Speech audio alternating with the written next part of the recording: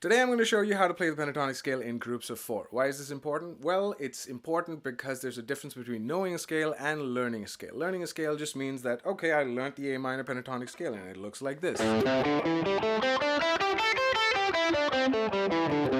But knowing a scale is a little bit more involved, where you can actually dictate what that scale does and make music with it in a very specific way. So in order to do that, you can make up little games and you can play it while you practice. And so one of the games that I like to play is groups of 4. So this is what we're going to do. We're going to use the A minor pentatonic scale starting on the 5th fret of the E string. Now if you don't know the A minor pentatonic scale, this is how you play it. So 5th fret, 8th fret, 5th fret, 7th fret, 5th fret, 7th fret, 5th fret, 7th fret, 5th fret, 8th fret, 5th fret, 8th fret, and then descending again,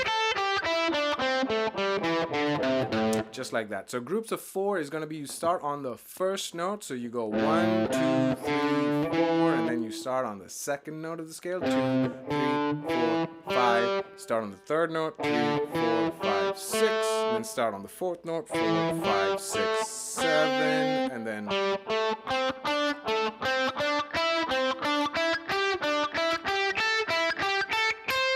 and then make sure that you work on the descending as well.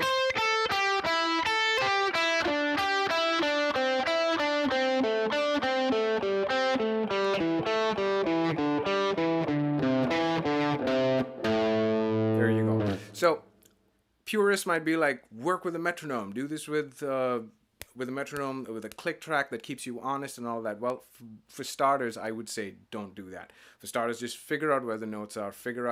Get your hands working, get your hands talking to each other, establish that mind-muscle connection, and then once you have it good, then switch over to playing with a metronome. I hope that helps. Leave me a comment, drop me a question, and I will see you in the next one. Bye-bye.